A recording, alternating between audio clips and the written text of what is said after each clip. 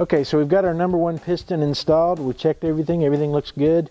We've just snugged down the bolts. We haven't done our final torque yet. Now I'll point out, if you remember when we did the actual rod clearance check on the rod bearings, we did number all of the pistons. So we're going to put those back in the same order. If you see, we've got 2, 3, 4, 5, and 6. The caps are all matched. Because when we checked our clearances, we want to make sure we put them back in that same order. So now we go on to number 2 and we work our way down. Let me spin this back over and I'll show you. On a Chevy block, it is a different firing order than on a Ford block. On the Chevy, you're looking at 1, 2, 3, 4, 5, 6, 7, 8 is your firing order on a Chevy engine. On a Ford, it's going to be 1, 2, 3, 4, 5, 6, 7, 8. So make sure you follow the firing order for the kind of engine that you're building as you're putting the pistons in. It just makes your job easier and it makes everything go together properly. So keep that in mind. So now we've put in number 1, we're coming over to number 2, and we'll just go down the line. We'll get all these installed, show you the finished product, torque it down, and move on to the next product.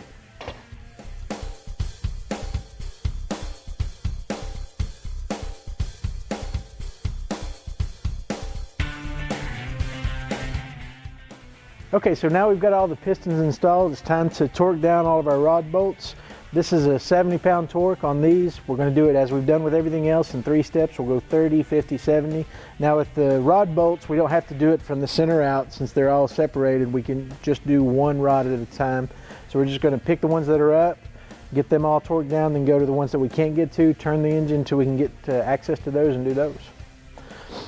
So we've got our torque set up at 30.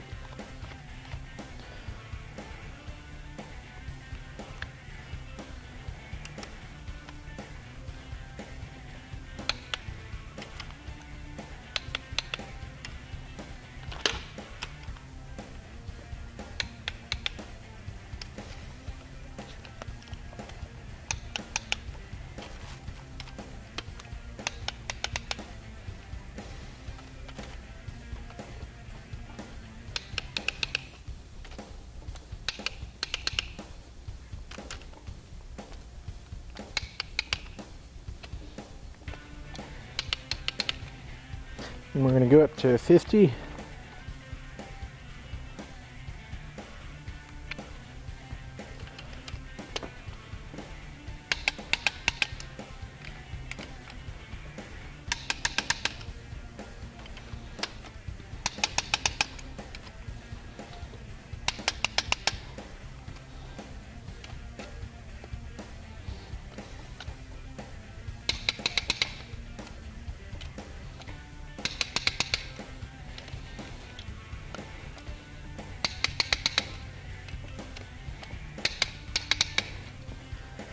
Going up to 70. This will be our final torque on the rod bolts.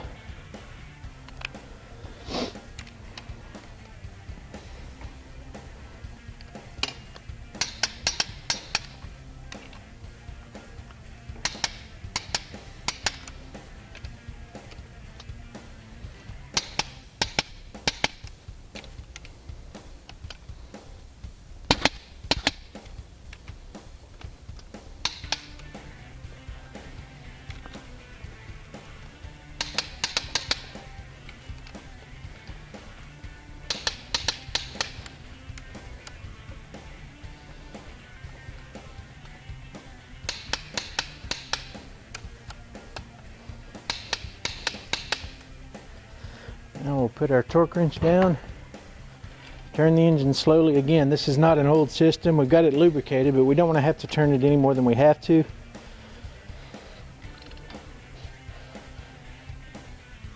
There we go. Now we can get to the back end. We'll do the same thing. Be right back.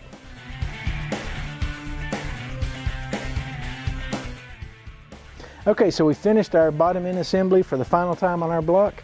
As always, go to performancecorner.com to find your local retailer who can help you with the products you've seen here or some of the advice you may need for a project like this or whatever project you have for your vehicle. We'll see you in the next episode.